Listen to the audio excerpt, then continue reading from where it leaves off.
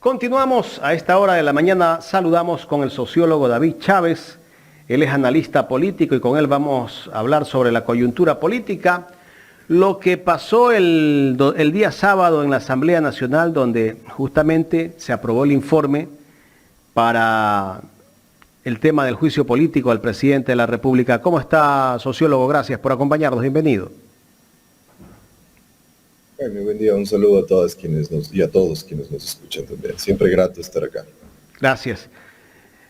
Sociólogo, bueno, después de todo lo que ocurrió el día sábado, el panorama para el gobierno, para el presidente de la República, se nota un poco complejo, cada día más complejo, porque de alguna manera ya ese síntoma de haber 104 votos para aprobar un informe, para un juicio político, quiere decir que la cosa se le viene a cuesta arriba al presidente de la República. Indiscutiblemente, Jaime, es la segunda gran derrota del gobierno en menos de un mes, es decir, o en algo así como un mes. Las elecciones, tanto en la consulta popular como en los resultados de las elecciones locales, en donde evidentemente quedaron como triunfadores sus más radicales opositores, el correísmo y el movimiento indígena, además de la contundente derrota en una consulta que en otras condiciones era muy fácil de ganar, digámoslo así. Y ahora 104 votos, que creo que superó las expectativas que muchos teníamos para la aprobación del informe, superó largamente, muestra un gobierno muy agotado en términos de encontrar algún tipo de canal democrático para resolver la grave crisis política que afrontamos.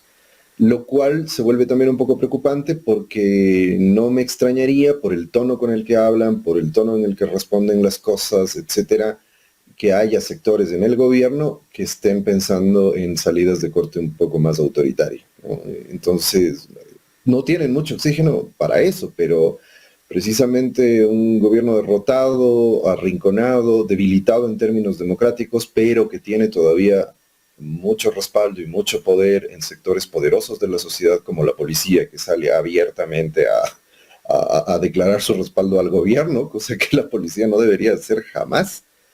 Me parece que se sienten prevalidos todavía de estos poderes que no son democráticos en absoluto. Apuntalarse en la policía es lo más autoritario y antidemocrático que puede haber. Entonces creo que estamos efectivamente ya como país frente a la crisis política en esa disyuntiva de si tomamos caminos democráticos o tomamos caminos autoritarios. La mayoría de la población lo mostró en las calles en junio, lo acaba de mostrar en las elecciones en febrero. Se acaba de demostrar esto en la Asamblea Nacional, que lo que se está buscando es una salida democrática. Pero me temo, tengo preocupación de que haya sectores del gobierno, empezando por el propio Lasso, que vaya a creer que la salida no es democrática, sino autoritaria. Tocaste algo muy interesante que llama la atención cuando tú dices que la policía está casi que directamente, abiertamente apoyando al gobierno. Yo me imagino, desde mi punto de vista, no sé si compartas mi criterio, pero recordemos que algunos oficiales de la Policía Nacional, el presidente de la República, cuando ocurrió lo de María Belén Bernal, les dio un plazo y casi que los destituyó directamente. Pero resulta que esos oficiales de la policía, esos generales, siguen dentro de la policía. E incluso hay algunos oficiales de la policía que están siendo cuestionados por el tema de la mafia albanesa. Es que bueno, a todas luces, sin hacer acusaciones particulares, porque eso demandaría ya otra información y otras instancias, pero en los casos en los que el narco ha llegado a tomarse países enteros, como el caso colombiano, como el caso mexicano, los estudios muestran con claridad que hay una condición básica para que eso ocurra, que el narcotráfico penetra muy profundamente las estructuras del Estado.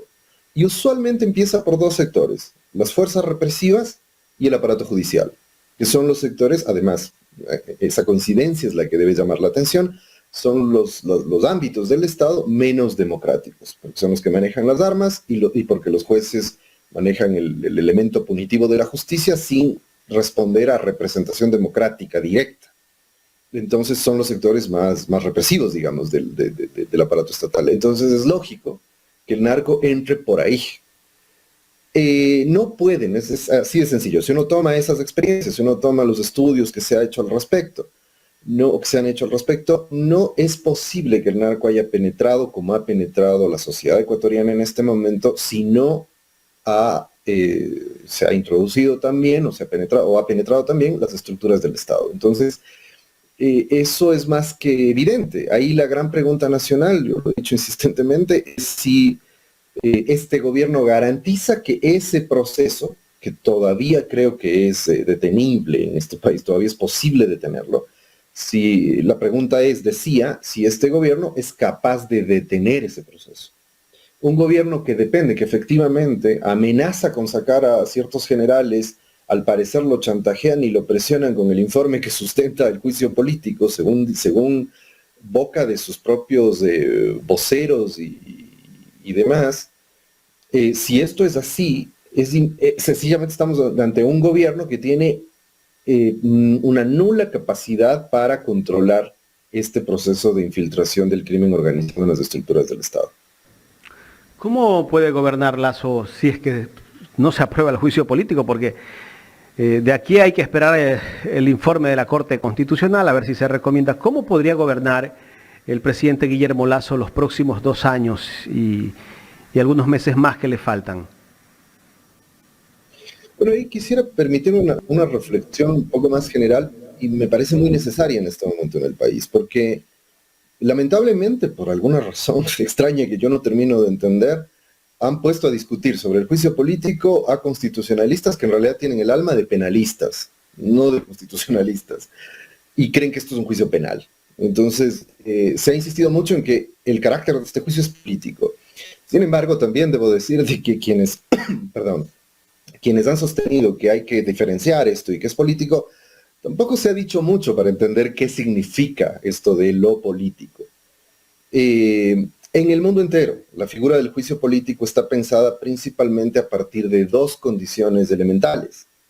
Por un lado, y habría que hacer una reflexión de entrada, ¿qué es un representante gubernamental? ¿Qué es un representante político en general? Es alguien a quien el soberano, es decir, todos nosotros, le ha encargado el ejercicio del poder. Es un encargado del poder, no es el dueño de la soberanía. La soberanía siempre radica en el pueblo, por principio. Los reyes eran los que creían que ellos solos eran los encargados y que como estaban en el poder nadie los podía tocar. Eso por suerte se abandonó hace 500 años, aunque aquí alguna gente tiene en su cabeza todavía ideas parecidas. En las sociedades modernas y democráticas, quien está frente, el ejecutivo, el legislativo, que son electos en los casos en los que los jueces eligen también, no son otra cosa que representantes de un poder que ha sido encargado a ellos por un tiempo determinado y que debe responder al mandato del soberano. ¿De dónde viene el juicio político en los regímenes presidencialistas, que es donde se aplica juicio político, o la moción de censura en los regímenes parlamentarios? Es más o menos lo mismo, pero obviamente tiene características distintas, pero el principio que fundamenta ambas opciones es que ese mandato ha sido vulnerado. Ese mandato ya no tiene sustento, es decir, el encargado ya no tiene legitimidad para seguir encargado del poder. Este es un primer criterio para entender de qué hablamos cuando hablamos del carácter político de un juicio en el Parlamento. Esto no puede reducirse a una leguleyada de tribunales judiciales. Este país en ese sentido es muy curioso porque trata los juicios penales como juicios políticos y los juicios políticos como juicios penales. Es una locura. Pero bueno, decía, entonces, tenemos un primer elemento que es importantísimo tener en cuenta, es decir, esta pérdida del mandato soberano que lo puso en el poder a cualquier funcionario. Y en segundo lugar, esto es casi hay casi un consenso en relación a lo que esto significa en los estudios de las ciencias sociales, de la politología, etc. En segundo lugar, es el abuso de poder. Porque el juicio político está pensado bajo el principio liberal básico de que los poderes se equilibran entre sí. El famoso control y balance del sistema democrático gringo, ¿no? Pero que está presente en todos los sistemas democráticos del mundo. Entonces, lo que significa un juicio político es ponerle un control cuando el Ejecutivo abusa del poder. Ese es el sentido. Eso es lo que estamos evaluando, es decir, hay unas causales específicas, pero el criterio, el principio político básico es en qué medida esas causales, eso que se ha descubierto en el gobierno, afecta el mandato soberano, es decir, la confianza que el pueblo ha depositado en el presidente, y en segundo lugar, en qué medida esto configura condiciones de abuso de poder. Pregunto ahí, haber escondido un informe de la gravedad del informe que fundamenta el juicio político, ¿no es un abuso de poder? Es decir, que se tiene que probar. No, es evidente, el presidente y sus voceros han dicho que el presidente sabía. Y que en lugar de promover a lo que está haciendo ahora de manera desesperada, poniendo cartitas diciendo que investiguen, nomás eso debió haberlo hecho cuando se enteró de que había este informe, no ahorita. Y permítame cerrar solo con esta reflexión, Jaime, que me parece sumamente importante para poder contrastar. Pensemos lo que ha ocurrido con juicios políticos en el mundo entero. A Boris Johnson le hicieron un juicio político, ¿por qué? Porque hubo una fiesta en Downing Street, en el Palacio de Gobierno de allá. Una fiesta durante el COVID. Y él, en primer lugar, ocultó esto y dijo que no había habido fiesta. Después le sacaron las fotos de que había habido fiesta y no solo hubo fiesta, sino que él estaba en la fiesta. ¿Qué era lo que se discutía en la opinión pública? El problema, en estricto rigor, no era si estaba o no en la fiesta, era que había mentido. Y que no fue claro a lo largo de todo este proceso. Y por eso logró salvarse del juicio político, pero le llevaron a juicio político. Bill Clinton, otro ejemplo, cuando le llevaron a juicio político por el famoso caso que tuvo ahí, no era tanto por el hecho de este affair, sino porque Bill Clinton mintió, en primer lugar, y después dijo que sí conocía a Lewinsky y no sé qué, y después se supo que sí, efectivamente habían tenido una affair. Entonces, es esta vulneración de la confianza que se hace a través del soberano, a través de sus representantes en el Parlamento, de manera más directa en las democracias parlamentarias, de manera un poco más sostenida en términos de que debe haber causales, de que debe haber un proceso constitucional, a través del juicio político o impeachment en las democracias presidencialistas. David, es muy interesante el análisis que tú haces porque estás poniendo muy en claro a muchas situaciones que se dan, muchos comentarios. Hay muchos abogados, muchos analistas, muchos constitucionalistas, como lo dijiste, que tratan de confundirnos, intentan confundir a la sociedad. Y hay mucha gente que está confundida, que piensa que no hay pruebas, pero el tema es el juicio político que el presidente no ha cumplido. La semana pasada decía Orlando Pérez, en una entrevista que tuvo aquí con nosotros en Ecuador en directo, él decía que el ministro de Grecia, me parece, por un tema de un accidente de trenes que hubo, terminó dimitiendo porque le falló al país, tal vez no tuvo responsabilidad, fue un caso fortuito de un momento a otro, pero acá hay muchas cosas, pues acá se han dado situaciones terribles en el tema de seguridad mismo, esa vinculación indirecta de gente vinculada al gobierno con la mafia albanesa, la gente que muere en la calle, el tema de las cárceles, cuánta gente ha muerto en las cárceles y el gobierno casi que no ha hecho nada por solucionar los problemas que tiene el país. Hay muchos problemas y lamentablemente pues desde ese punto de vista, desde la parte política como tú lo analizas, aquí cabe un juicio político. Discutiblemente, porque el caso precisamente cumple con estas dos condiciones, digamos, es decir, por un lado ha vulnerado el mandato popular que tuvo y por otro lado hay serios indicios de abuso de poder. Una cosa tan sencilla, porque además el informe prueba bastante bien una cosa. Lasso encargó la designación de ciertos espacios muy importantes de poder en la alta jerarquía del Estado a cercanos que nada tenían que ver con el aparato de Estado. O sea, sus familiares, sus amigos, etc. Por ejemplo, ahí la pregunta, en lugar de estar discutiendo tonterías, perdón Jaime, pero es que me parece que son tonterías, no hay nada peor que poner a discutir, insisto, sobre este tema a constitucionalistas que en realidad tienen el alma de penalistas. No hay nada peor que eso. Aquí la discusión ¿es o no es un abuso de poder que haya puesto a su círculo más íntimo a designar y poner y sacar ministros?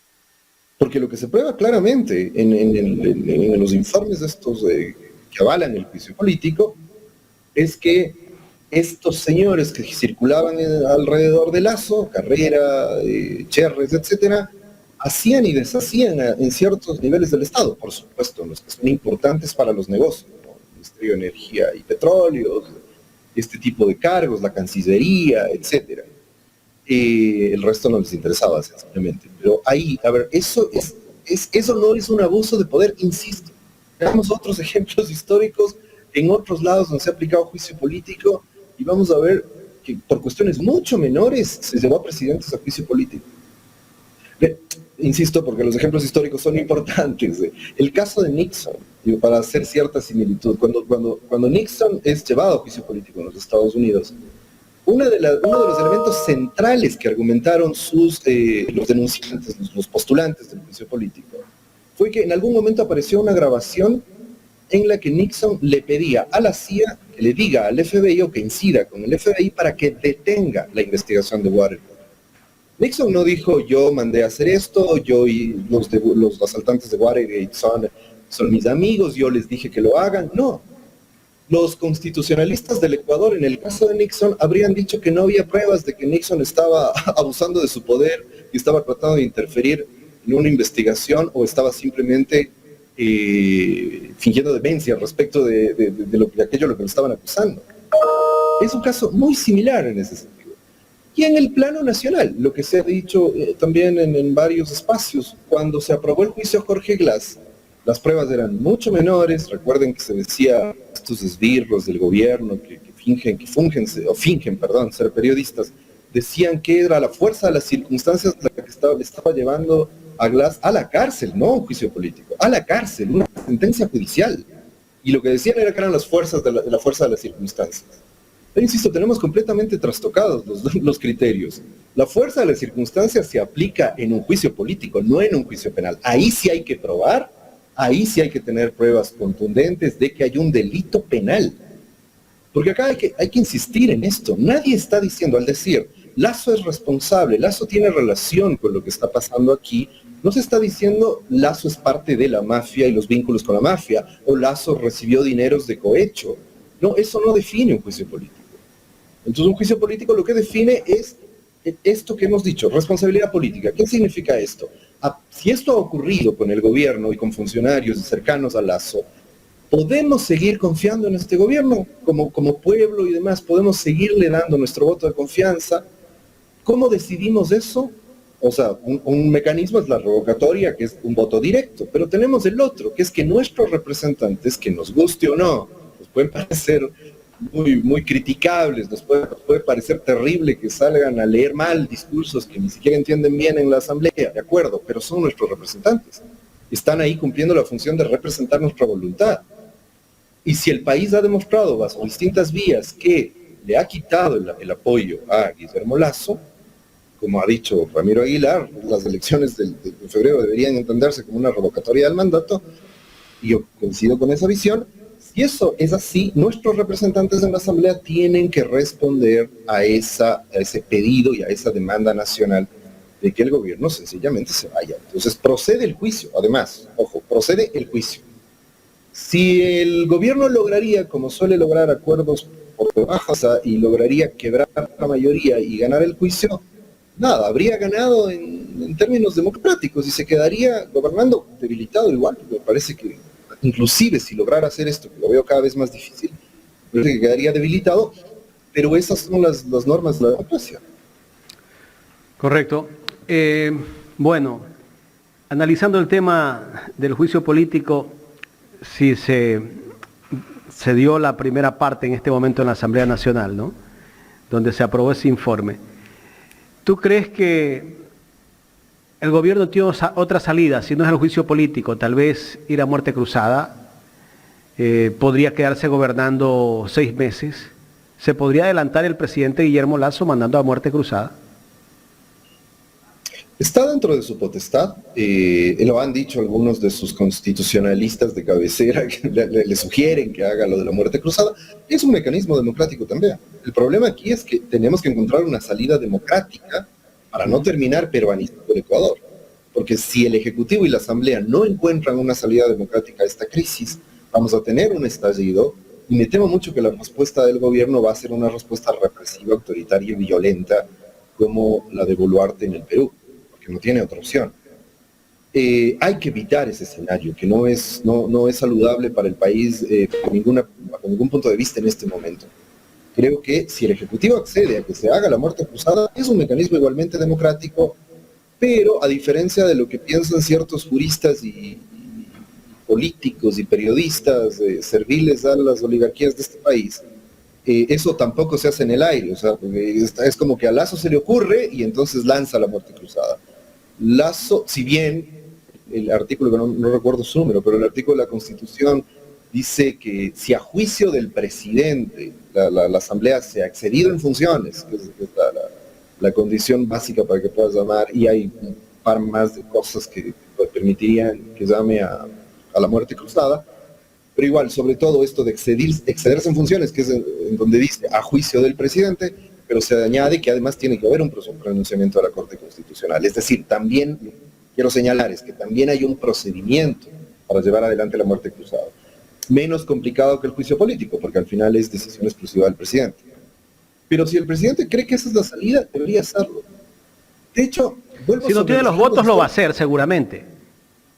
Claro, pero en últimas está bien porque también es una salida democrática. Pero se queda gobernando por 6 meses vía decreto. Es lo que está establecido en la Constitución. Insisto, ¿eso no es más peligroso? Mira, no creo, en 6 meses van a tratar de hacer la Feria de la Alegría, digamos, o sea, van a tratar seguramente le pondrán a Cherres a trabajar a 200% para que alcance a resolver todos los negocios que tenga que resolver hasta esa fecha, o a Carrera, no sé. Pero de todos modos hay que tener en cuenta que igual la Constitución señala que cuando se reinstaure la nueva Asamblea, la Asamblea puede revisar lo que el presidente ha hecho en esos 6 meses vía decreto, ¿vale?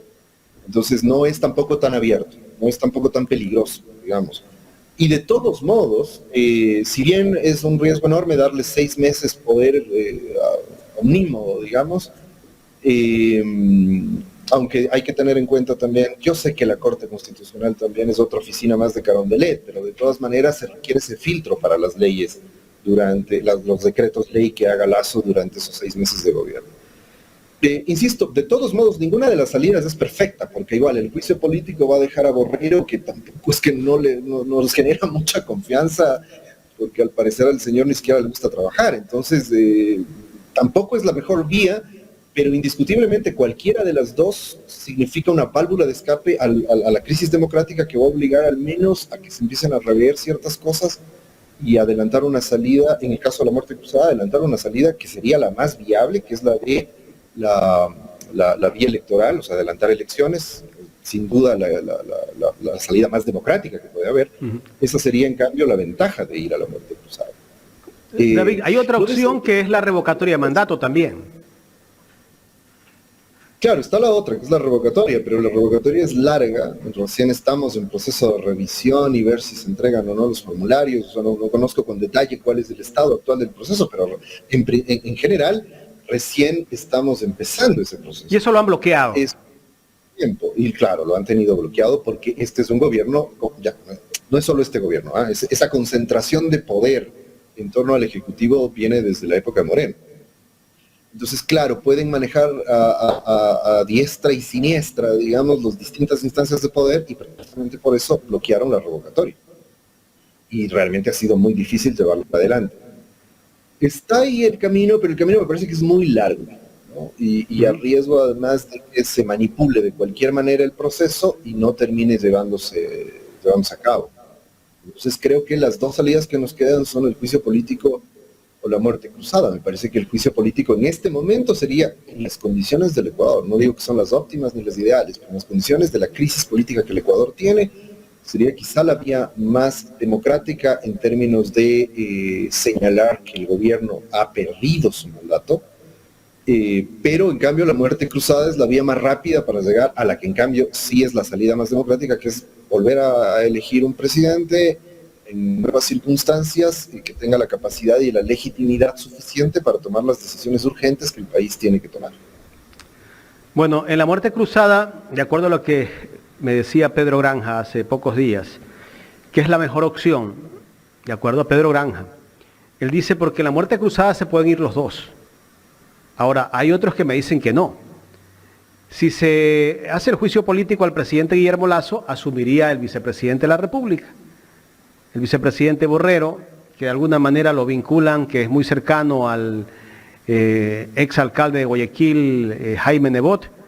Decía Pedro Granja también que eso es como darle el poder, es premiarlo a Jaime Nebot un partido político como el PSC que está destartalado. Ellos asumirían nuevamente el poder. Sí, pero es que ellos también ganaron la elección pasada. O sea, es decir, es que si nos vamos a poner a jugar a ajustar Claro. la democracia en función... Aquí hay que buscarle una salida. No, hay un marco, Claro. tienen una legitimidad, ganaron una elección, eso es cierto. Ganaron una elección. Nosotros teníamos que haber resuelto esto en esa elección. Teníamos que haber rechazado a Lasso en esa elección en la que fue electo presidente. Nos metimos en este atolladero y ahora estamos arrepentidos, pero tenemos que respetar los canales democráticos. Entonces, evidentemente, insisto, en términos de que la muerte cruzada deja muy poco espacio para el resto del tiempo, efectivamente coincido en que se van los dos, que además hay que tener en cuenta que ambos poderes están muy deslegitimados, tanto la Asamblea como el Ejecutivo. Tienen que irse ambos, o sea, no, porque se convocan elecciones y evidentemente eso significa que se van ambos. Se quede el uno, se quede el otro, digamos, no hace mayor diferencia. En el fondo puede ser más riesgoso que se quede el Ejecutivo, sin duda. Pero claro, esto es como una especie de reseteo del sistema democrático nacional, es volver a elegir a los poderes públicos más importantes.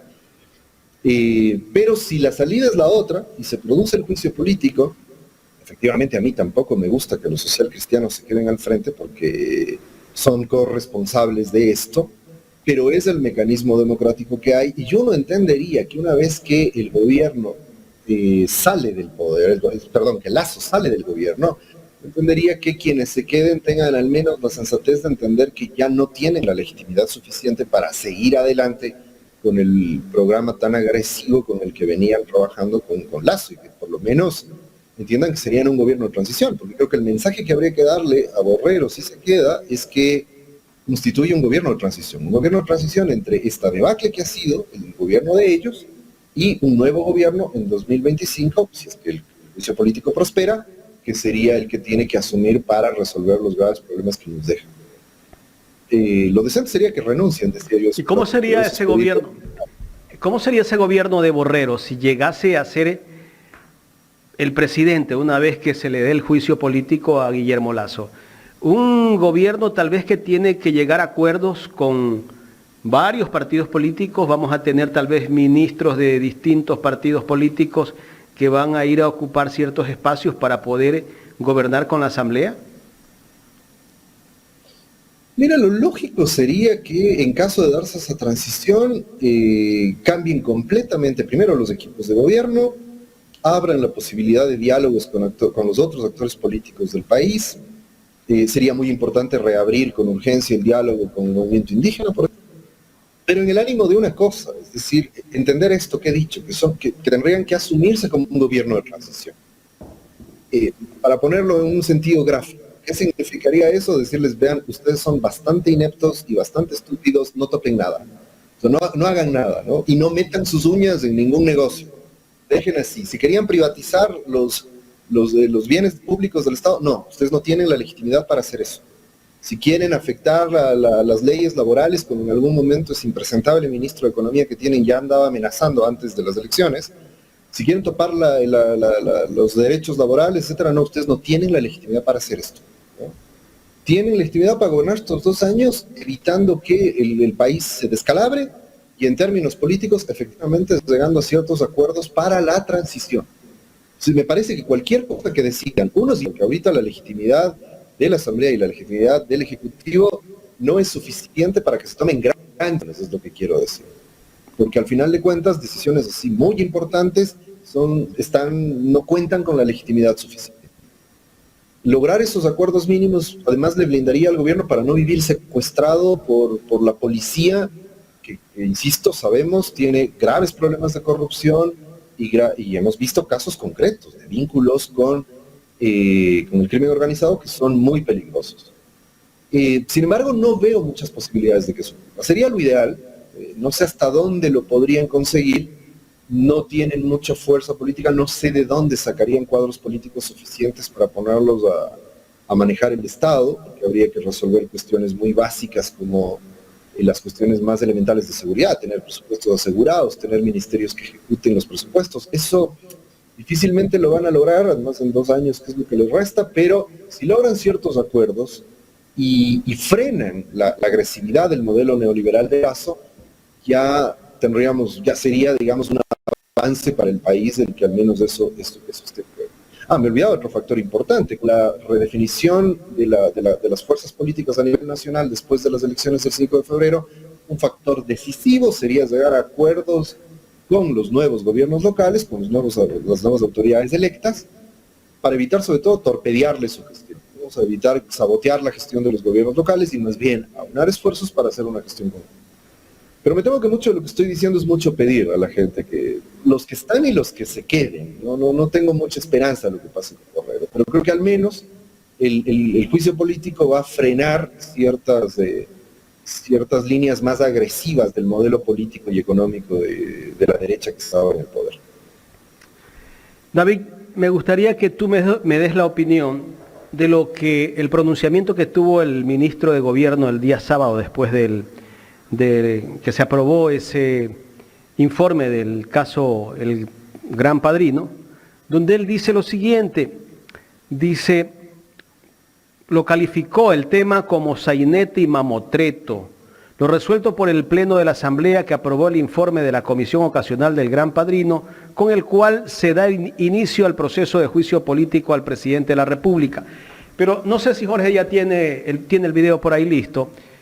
Él tuvo otra postura cuando se dio el juicio al ex vicepresidente Jorge Glass en el 2017, me parece, cuando Moreno era presidente y Jorge Glass era vicepresidente. Él tuvo otra postura. En ese tiempo él era asambleísta del Partido Social Cristiano. Pero en todo caso, esa es la postura que tuvo el día sábado. Después de unos segundos vamos a darle play a lo que nos dijo hace 5 años atrás. El juzgamiento político es previo al penal, pues en el caso de los dignatarios. Solo una facción del correísmo se le puede ocurrir que primero quieren que haya la sentencia penal para que nosotros podamos juzgar. El artículo 129, muy bien citado, no expresa eso. Y le digo una cosa, la Constitución es clara y las 19 anteriores decían lo mismo. Así que aquí no van a inventar el derecho político y constitucional. No hace falta un enjuiciamiento penal para proceder con un enjuiciamiento político. Ahí estaba. ¿Qué te parece? Bueno, yo estoy totalmente de acuerdo con el cucalón del 2017, no con el de 2021, por todo lo que he dicho. Perdona, pero te pongo otro ejemplo que es muy claro para entender esto. La más cercano, recordarán las amigas y amigos que oyen. A Donald Trump lo llevaron al juicio político después de haber salido por lo del 6 de enero de 2019, bueno, lo del asalto al Capitolio. Ese juicio, el juicio penal, en donde se está condenando a Trump por posible vínculo con esto, o la investigación más que el juicio, la investigación que estaba haciendo, sigue todavía pendiente. Y en el Congreso de los Estados Unidos le llevaron a juicio político poco después de que ocurrió esto. Y no había pruebas contundentes de que Trump fue el que programó y planificó el asalto al Capitolio. Pero evidentemente el criterio político son sus partidarios, Trump no quería reconocer los resultados electorales y los asusó para que salgan a las calles y terminen haciendo algo como lo que hicieron. No les dijo vayan y asalten al Capitolio, porque volvemos sobre esto, en un juicio penal eso no se va a poder probar porque no necesariamente se hacía, a no ser que Trump hubiera financiado, organizado, etcétera, ese asalto al Capitolio. Y ahora si esperamos el juicio penal va a demorar 5 años. Por supuesto, ahí no tiene sentido, porque son dos cosas distintas, insisto, ¿no? Es decir, el que se le saque a alguien del cargo no significa que va a ir a la cárcel, significa que se irá, en el caso de Lazo, se irá a vivir en uno de los paraísos fiscales donde tiene la plata guardada, etcétera, qué sé yo, pero no, o sea, el juicio penal vendrá después, si es que hay pruebas suficientes, etcétera, etcétera. Evidentemente, eso es, como he dicho, insistentemente es muy claro esta diferencia. Pero quizá conviene también, en el ánimo de adicionar algo más. Tiene que haber, digamos, la pérdida del mandato significa que los representantes del Parlamento están escuchando lo que pasa en la sociedad. Es decir, están escuchando al soberano.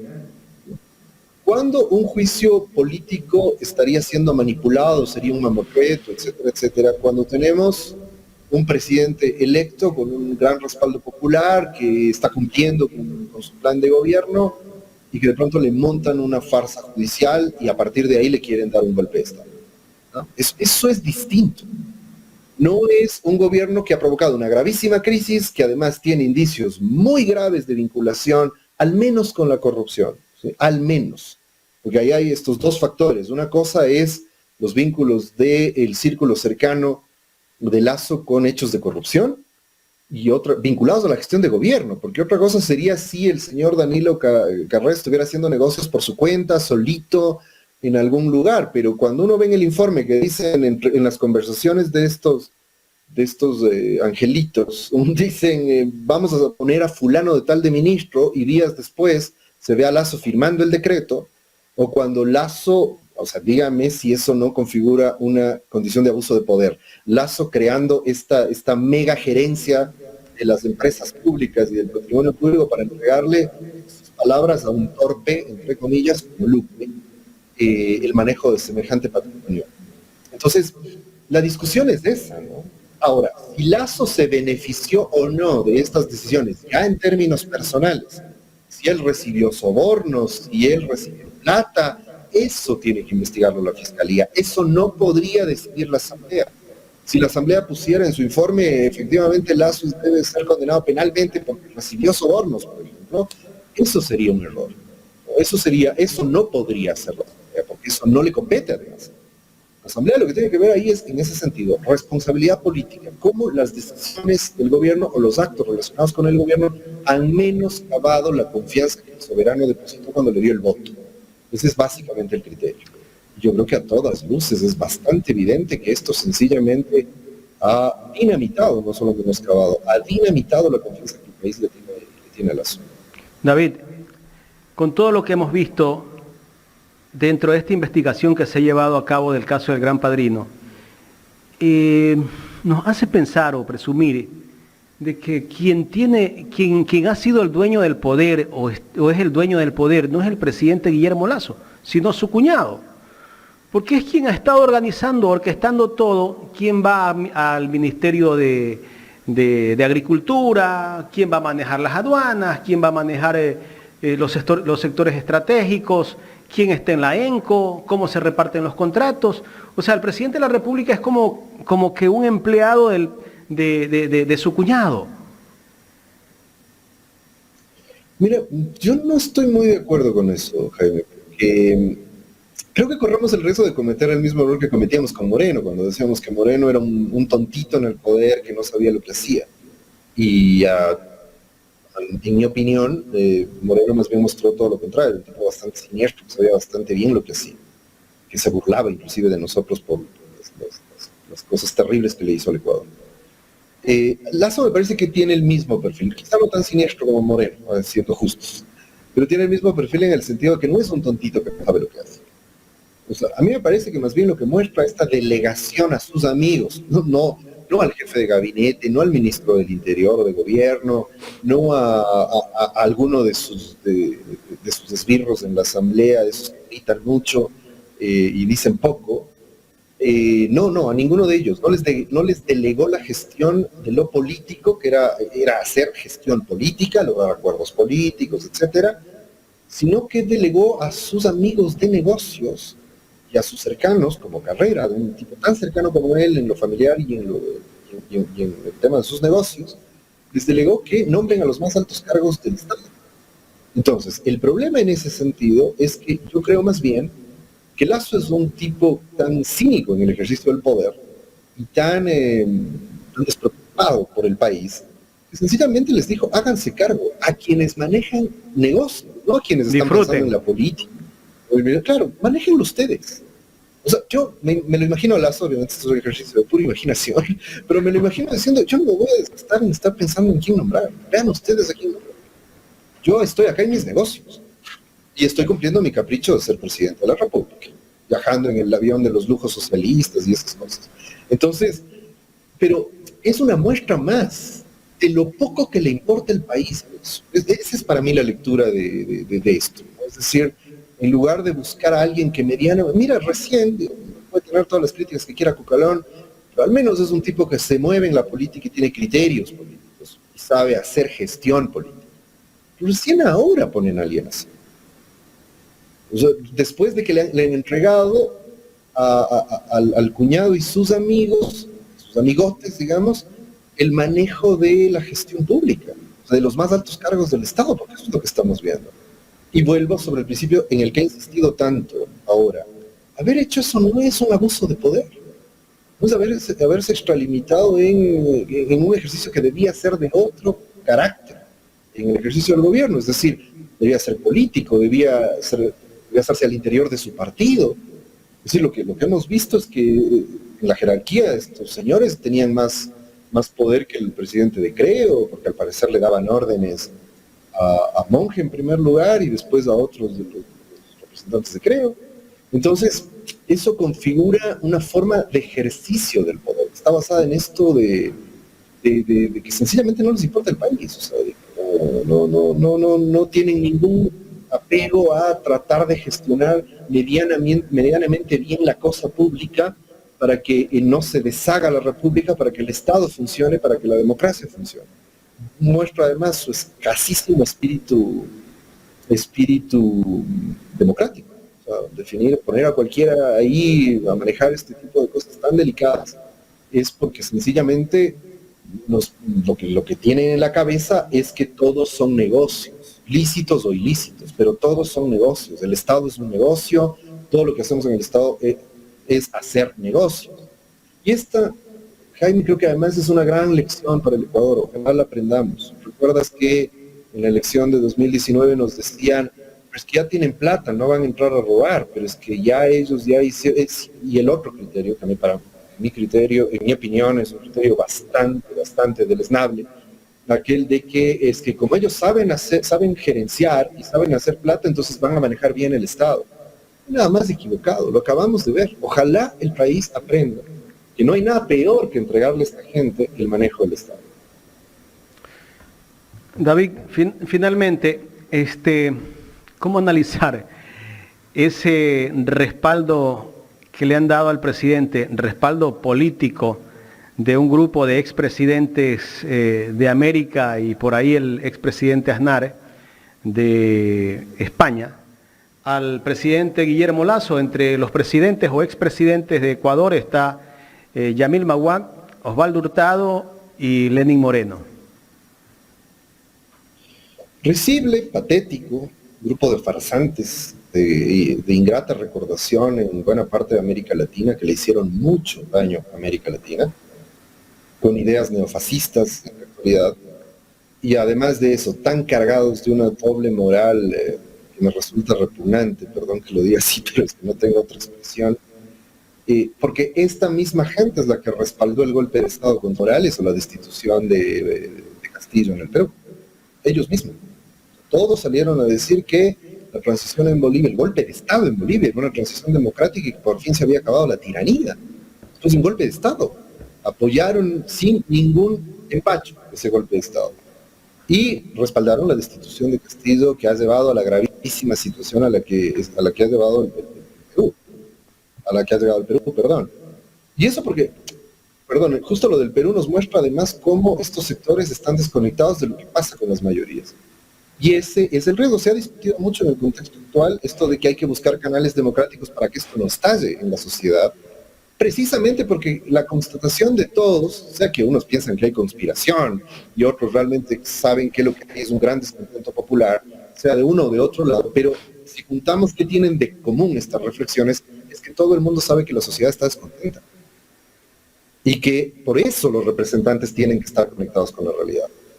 Y claro, cuando tenemos a un sinnúmero de representantes que tuvieron por más o menos que muchos de ellos salir corriendo porque el pueblo los sacó a patadas, como Yamil Maguad, o que nunca ganaron una elección presidencial en buena lid como Osvaldo Hurtado, y qué decir de Moreno, que es de lo más impresentable de la política latinoamericana, respaldándole, o Piñera, el represor de Chile, todos estos carniceros además de la represión en todas partes.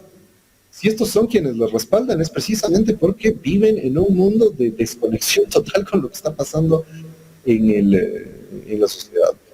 o bueno, quizá no tanto de desconexión, quizás más cinismo, ¿no? Es esto de, no nos importa, vamos a seguir espetándole en la cara a todo el mundo, que no nos importa lo que piensen las mayorías, de lo que piensa el pueblo. Pero creo que en definitiva es eso. Si un grupo así respalda a Lasso, hay poco que decir, digamos. Ahí sí, como han puesto alguna gente en las redes, dime quién te respalda y te diré quién eres, ¿no? Entonces, creo que lo de Lasso es realmente preocupante. Me parece que ahora ya hay un pronunciamiento también de la OEA, lo vi en alguna noticia pasada, para verificarlo. Ya sabemos también a quién responde la OEA, ya sabemos también lo que es la OEA. Sin embargo, me parece que hay a nivel internacional, ya haciendo un análisis político más de fondo, lo que hay que ver con mucho detenimiento es cuál va a ser la posición del gobierno de los Estados Unidos.